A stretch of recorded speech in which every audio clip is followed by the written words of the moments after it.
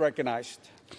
Mr. Speaker, I rise today in support of my bill, H.R. 5760, the Grid Security, Research and Development Act. I first want to thank the Science Committee Chairwoman, Ms. Johnson, and the Ranking Member, Mr. Lucas, for their help in passing the Grid Security R&D bill out of the Science Committee and bringing it to the floor. I would also like to thank my colleague, Congressman Randy Weber from Texas, for joining on as a bipartisan co-sponsor. The Grid Security R&D Act supports sustained investment across federal agencies in research and technology to keep pace with the rapidly evolving threats to our electrical grid.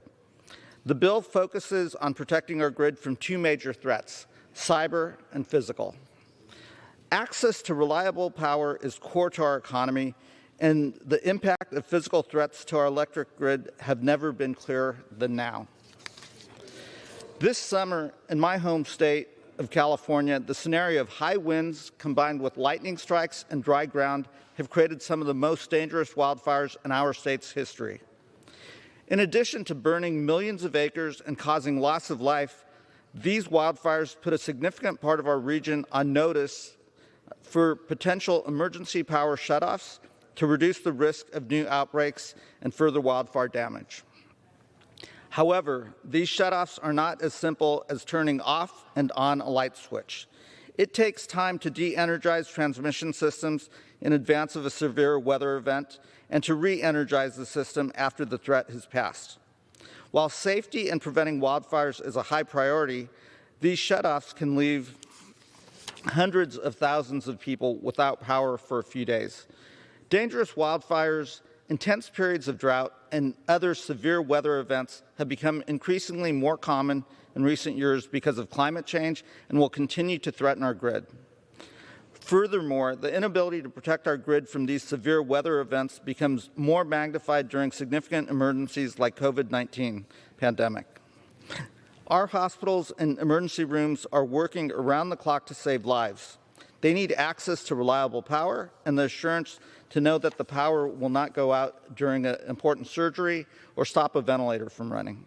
In addition, food banks, restaurants rely on refrigeration to continue supplying food to those in need, and our small businesses cannot reopen if they can't keep the lights on. Ensuring access to electricity is critical in times like this. That's why I am proud to lead the bill, which would help strengthen the resiliency of our electric grid against physical threats. Our bill would also provide funding to develop technologies that would toughen our grid against wildfires and other natural disasters by improving early detection of deteriorating electrical transmission and distribution systems. This aging equipment can tend to spark and come in contact with vegetation during high wind events and natural disasters causing wildfires. This bill will also spur the development and implementation of microgrid and battery storage technologies, provide backup power options so that in the event of an emergency power shutoff, a more targeted shutoff will impact less households. The threat of climate change on our electric grid is real.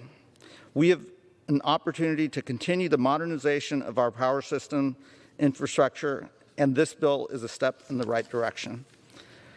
The other focus of our bill is improving cybersecurity across our electric grid.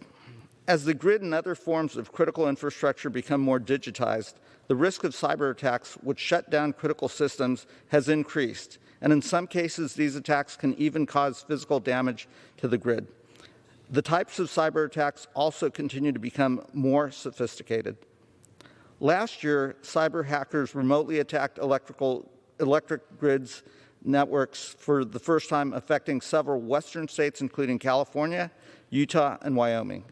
Given how critical reliable access to power is to our daily life, these attacks highlight the need for investment to address this evolving threat. H.R. 5760 would authorize a comprehensive, coordinated research effort across federal agencies to advance cybersecurity capabilities for the energy sector. Research areas would include improving rapid detection of cyber intrusions, integrating cybersecurity features into the energy infrastructure, and focusing in on cyber solutions for our defense sector that can be modified and transferred to the civilian power sector. Lastly, our bill invests in strengthening our cybersecurity workforce. As our electric grid continues to modernize and renewable energy and energy storage technologies, a high-skilled workforce will be needed who understands the evolving threats. I look forward to working with the Senate to get this bill passed into law so we can continue to improve the resiliency of our electric grid. I urge my colleagues to support this common sense legislation, and I reserve the balance of my time.